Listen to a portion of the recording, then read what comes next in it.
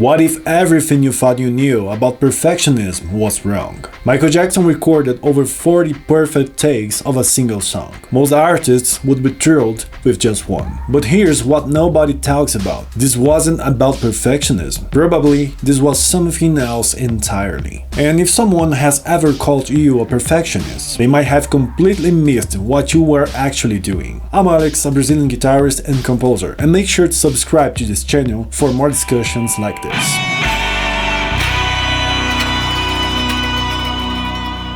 But wait, before we label MJ as just another perfectionist, let me show you some important information. In the healthcare field, perfectionism is described as a personality trait associated with compulsive behaviors. There are many cases like this, but those aren't what I'm going to talk about here. I decided to bring up this discussion after seeing a video where Michael Jackson is in a studio, selecting the best track for a specific section of the song Jen. There is Michael with the sound engineer, both taking notes on details from each track. What they're doing is analyzing track by track, noticing nuances, minimal details, being very meticulous. They need to choose just one. However, Michael Jackson recorded more than 40 tracks. 44? Wait, Bruce.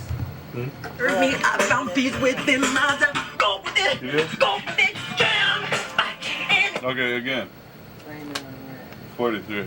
And here's the question worth asking. If you're a musician who makes recordings, how many takes do you need to get it right and choose the best one? I usually record many takes, but I simply discard most of them because they didn't turn out good or because I made mistakes. However, in MJ's case, there are more than 40 excellent takes. But what I'm about to show you will reveal why this wasn't about perfection at all. This raises the question, what does it take for an artist to record so many takes at such an elevated level? To perform well in a show or recording, extensive study is necessary. Singing, for example, involves various muscles that need to be prepared to achieve best results. Now imagine how much preparation a singer needs to record more than 40 excellent takes while maintaining quality. It requires a lot of discipline, intense and constant training for a very long time. Maybe if any of us had simply chosen a random track for Michael, it would already be perfect, but not for him. This level of preparation raises a fascinating question. If Michael was already capable of delivering perfection consistently, what was he really chasing in that studio? Did Michael Jackson consider himself a perfectionist? If so, could he have been mistaken about himself? If this perspective is resonating with you, hit the like button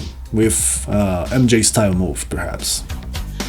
It's not up to me to judge whether Michael was a perfectionist or not. My point here is to clarify the term and bring a different perspective. So nothing could be fairer than getting it straight from the source. The Bad album took 2.5 years to complete. And when questioned about this, Michael Jackson responded, "A perfectionist has to take his time. He shapes and he molds and he sculpts that thing until it's perfect. He can't let it go before he's satisfied. He can't. If it's not right, you throw it away and do it over. You work that thing till it's just right. When it's as perfect as you can make it, you put it out there." Listen to those words again. Notice he doesn't say perfect, he says as perfect as you can make it. That small difference changes everything. So yes, Michael considered himself a perfectionist. Now let's analyze the term. Perfection is a person who likes to do things perfectly and is not satisfied with anything less. And if we look at the meaning of the word perfect, we get having everything that's necessary, complete and without fault or weaknesses. The answer lies in something philosophers have been debating for centuries. In philosophy, perfection is a multifaceted concept that reflects the concerns of each era and thinker. Among all definitions, perhaps the most famous is Plato's, who states that perfectionism exists in the world of ideas. For Plato, our achievements in the material world would be merely an imperfect copy of what exists in the world of ideas. So, if perfectionism isn't tangible in the material world, does it exist? Watch that scene again, but now try a different perspective.